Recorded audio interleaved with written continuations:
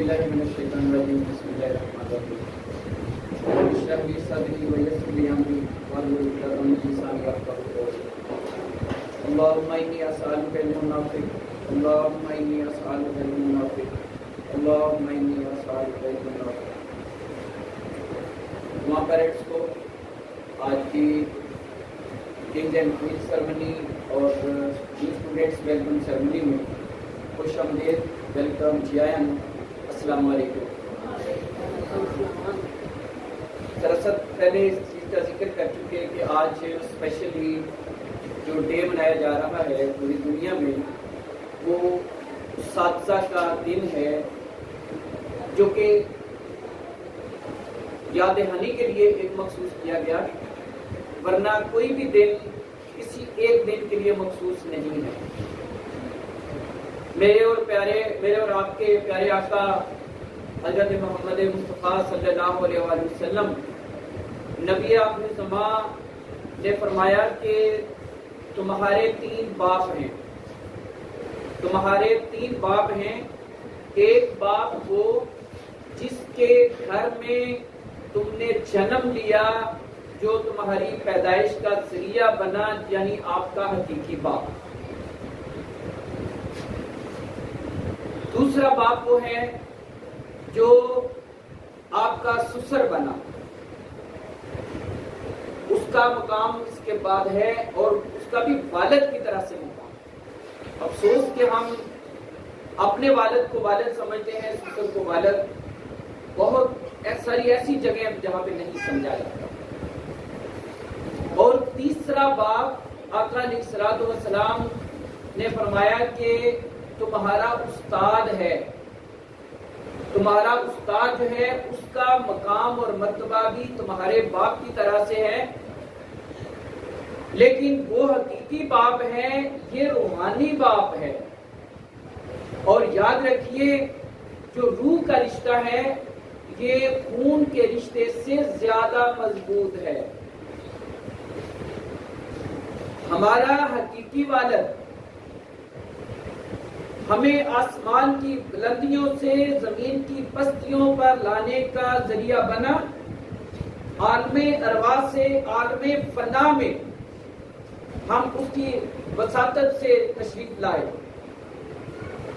لیکن یہ جو استاد ہیں جس کا کوئی لالچ نہیں، کوئی تمہارے سے اس کو ایسی امید نہیں، جس کے ساتھ جائیداد سانجھی نہیں، جس نے آپ کی کوئی جو انکم ہے، آپ کی جائیداد ہے، اس کے اندر کوئی حصہ نہیں ہے، لیکن یہ آپ کو زمین کی پستیوں سے اٹھا کے آسمان کی بلندیوں تک پر فائز کرتا ہے۔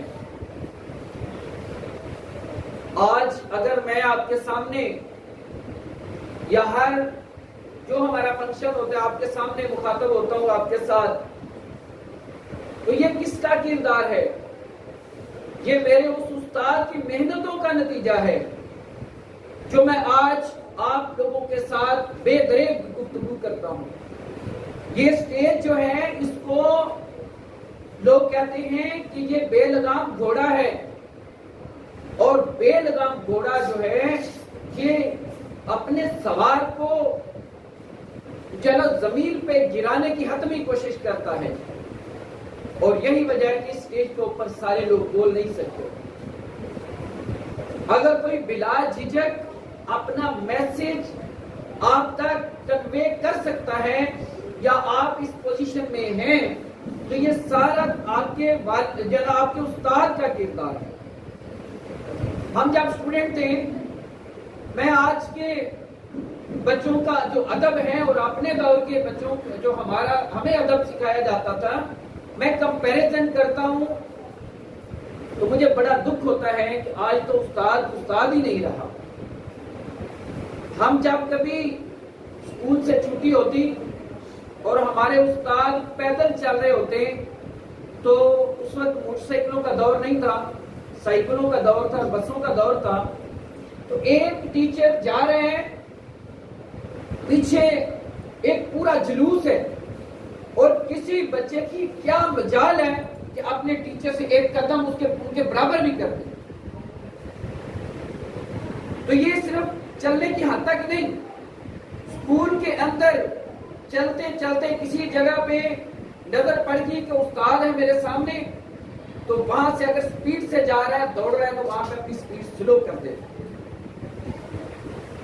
استاد کے سامنے مطلب میری کیفیت تو یہ ہے، جس ٹیچر سے میں نے 1-2 کلاس پڑھی تھی، وہ اتفاق سے میرے کزن بھی ہیں، ان کے سامنے آج بھی میں 50 راؤنڈ بوٹ میری ایج ہو گئی ہے، اپنے اساتذہ سے آج بھی میں کھل کے بات نہیں کر سکتا۔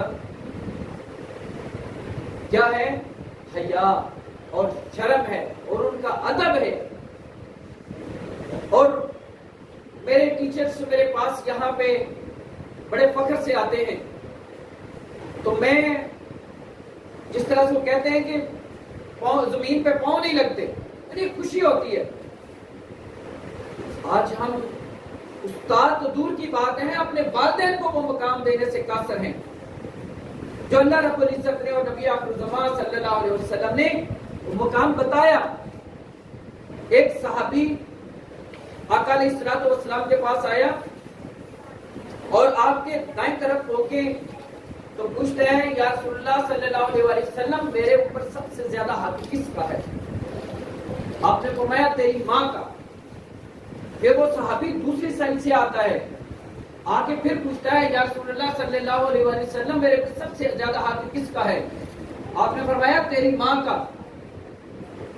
پھر وہ سامنے سے آتا ہے، وہ بیک سے آتا ہے، پھر ایک دفعہ آپ صلی اللہ علیہ وسلم نے فرمایا یہ تیرا باپ کا۔ تو اگر ہم اپنے بچوں کو استاد کا ادب سکھائیں گے تو یہیں سے ابتدا ہوگی والدین کے احترام اور ادب کی۔ یاد رکھیے، اگر کوئی اسٹوڈنٹ، اگر کوئی طالب علم، اگر کوئی بچہ اپنے استاد کا احترام اور ادب نہیں کرتا تو یہ جناب والدین یا دوسرے بڑوں کی ادب اور احترام والا، عزت والا صفحہ پھاڑ کے پہن دے۔ کبھی ہو ہی نہیں سکتا کہ اپنے والدین کا وہ فرمانبردار ہو۔ آج اداروں کے اندر، اسکولوں کے اندر بعض لوگ ایسے اساتذہ کو وہ ان کی عزتوں کو اچھالتے ہیں، ان کو اپنی آخرت بھول گئی ہوئی ہے۔ ان کے سامنے آ کے جو والدین استاد کے ساتھ آ کے بدتمیزی کریں گے اپنے بچوں کے سامنے، ذرا تصور کریں وہ بچے اپنے کو کیا لیسن دے رہے ہیں، کیا سبق دے رہے ہیں۔ اگر اپنے بچوں کے سامنے اپنے اساتذہ کے ساتھ بحث و تکرار جو بے مقصد ہے وہ کر رہے ہیں، اپنے بچوں کو کیا سبق دے رہے ہیں؟ کل کو وہ بچہ ہمارے سامنے کھڑا ہوگا اور ہم کبھی والدہ والد کو اس کی تربیت کا ذمہ دار ٹھہرائے گی، والد والدہ کو اور اس کے ددیال ننیال کو سارے کسی نہ کسی کو اس کا ذمہ دار ٹھہرا رہے ہوں گے۔ حالانکہ رول ہم سب کا ہے۔ ہمیشہ جو اچیومنٹس ہیں وہ ٹیم ورک سے ہوتی ہیں۔ کرکٹ کی ٹیم کھیلتی ہے، فٹ بال کی ٹیم کھیلتی ہے، وہ کوئی 0 پہ آؤٹ ہو جاتا ہے، کوئی 4 وکٹیں لے جاتا ہے، کوئی 1 سینچری مار دیتا ہے، اور وہیں سے وہ میچ کی وہ یکسر صورتحال بدل جاتی ہے۔ وہ کسی کی پرفارمنس تھوڑی ہوتی ہے، کسی کی پرفارمنس زیادہ ہوتی ہے۔ کہیں پہ کوچ اسٹرانگ ہوتا ہے، کہیں پہ کیپٹن جو اپنا کردار ادا کر جاتا ہے، کہیں پہ بالر اپنا رول پلے کر دیتا ہے، کہیں پہ بیٹس مین اور کسی جگہ پہ فیلڈرز اپنا رول پلے کر دیتے ہیں۔ کبھی بیٹس مین نہیں چلتے، لیکن آخری جو بالر ہے، جو آخر پہ جس کی بیٹنگ بالکل 0 ہوتی ہے، وہ ایسی وہ گیم کر جاتا ہے، وہ تاریخ رقم کر جاتا ہے۔ لیکن جو جیت ہے وہ پوری ٹیم کی ہوتی ہے، وہ پوری قوم کی ہوتی ہے، پورے ملک کی ہوتی ہے۔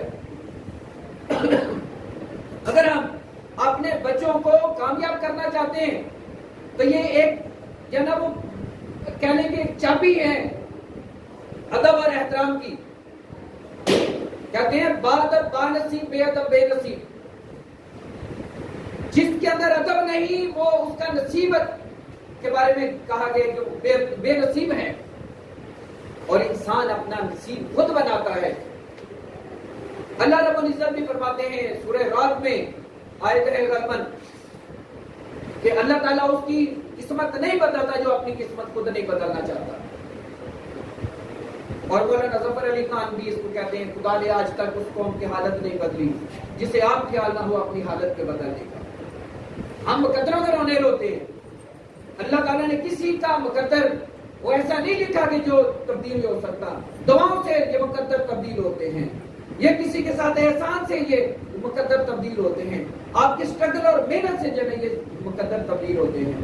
اور تھوڑی دیر کے لیے تصور کر بھی لیں کہ اللہ تعالیٰ نے مقدر لکھے ہیں اور یہ پرماننٹ ہیں، ہم کہاں پہ دیکھ کے آئے تھے کہ اللہ نے ہمارے مقدر صحیح نہیں لکھے ہوئے؟ اللہ تو اپنے اس بندے سے جس کو اشرف المخلوقات بنایا ہے، اس کو 70 ماؤں کے خالص پیار سے زیادہ پیار کرتے ہیں اللہ تعالیٰ کی ذات، جو اللہ قرآن پاک میں 4 قسمیں اٹھا کے تو پھر کہتا ہے لَقَدْ خَلَقْنَا الْإِنسَانَ فی احسن تقویم، انسان کی جو بہترین تخلیق کے بارے میں بتاتا ہے قسمیں اٹھا کے۔ ہم ایک قسم اٹھا کے کوئی بات کرے تو کہتے ہیں یہ بندہ سچا ہے، قسمیں کھا رہا ہے۔ وہ اللہ کی ذات ہے، وہ خالق ہے ساری کائنات کا، جس کو کوئی اس چیز کی ضرورت نہیں ہے یقین دلوانے کے لیے قسمیں اٹھانے کی، وہ قسمیں کھاتا ہے۔ وَالتِّينِ وَالزَّيْتُونِ وَطُورِ سِينِينَ وَهَٰذَا الْبَلَدِ الْأَمِينِ، 4 قسمیں۔ تو پھر کہا لَقَدْ خَلَقْنَا الْإِنسَانَ فِي أَحْسَنِ تَقْوِيمٍ، تو وہ اللہ جو قسمیں کھا کے اس کو اشرف المخلوقات اور بہترین جنو تخلیق قرار دیتے ہیں، وہ کیا اس کی مقدر اور تقدیر غلط لکھیں گے؟ کبھی تصور بھی نہ کیجیے گا۔ اگر ہم اپنی تقدیر کو غلط کرتے ہیں تو یہ ہمارے اپنے اعمال اور کردار ہیں۔ اللہ پر فرماتے ہیں اللہ لیس للانسان الا ما سعی، میں بندے کو وہ کچھ عطا کرتا ہوں جس کے لیے وہ کوشش اور ایفرٹ کرتا ہے، اور اللہ تعالیٰ کہتے ہیں میں کسی کی کوشش کو رہے گا نہیں جانے دیتا۔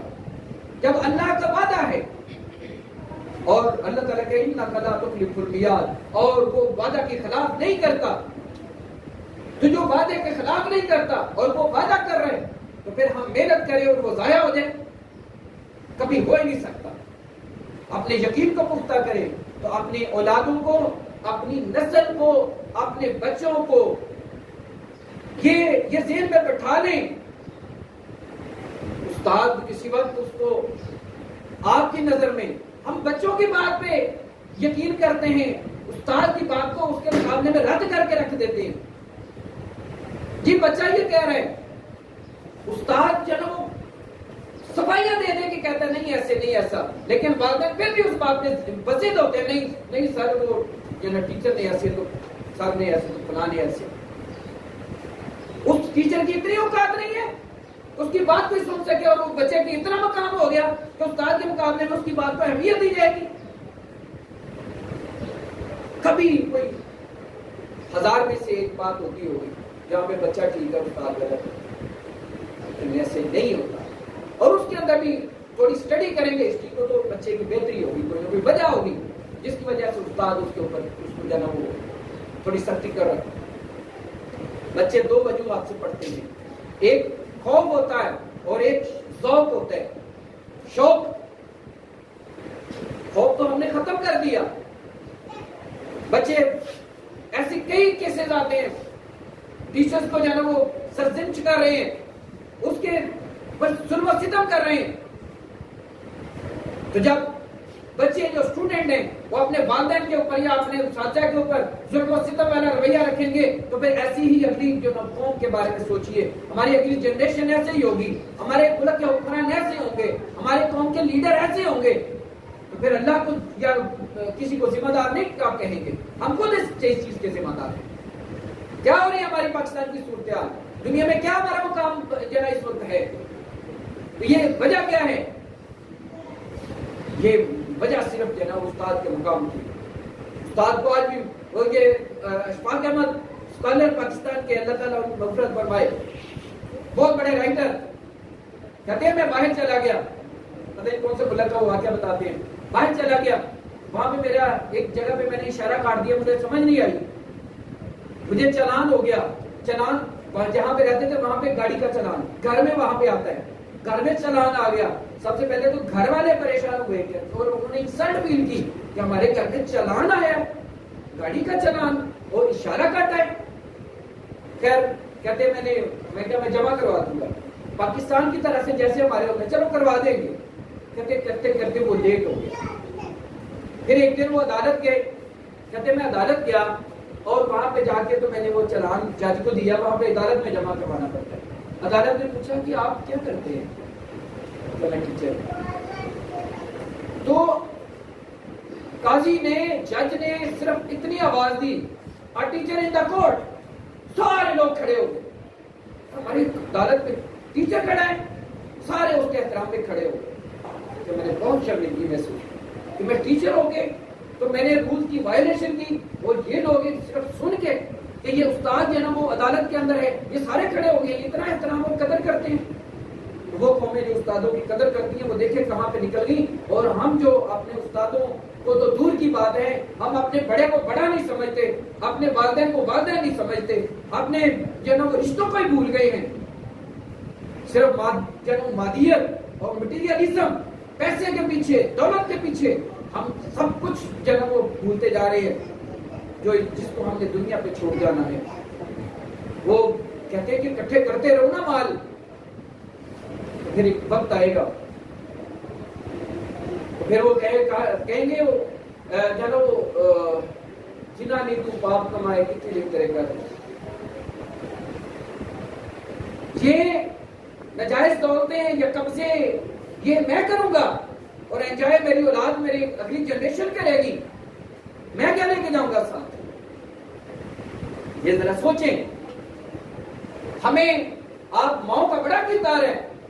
एक माँ जो है ये नालायक बेटे को कामयाब कर देती है, और एक माँ जो है, एक खातून जो है, ये मेरी 4 साल जो जिंदगी का निचोड़ है, एक खातून, एक औरत, एक लड़की घर को जन्नत भी बनाती है, ये घर को दोज़ख भी बनाती है।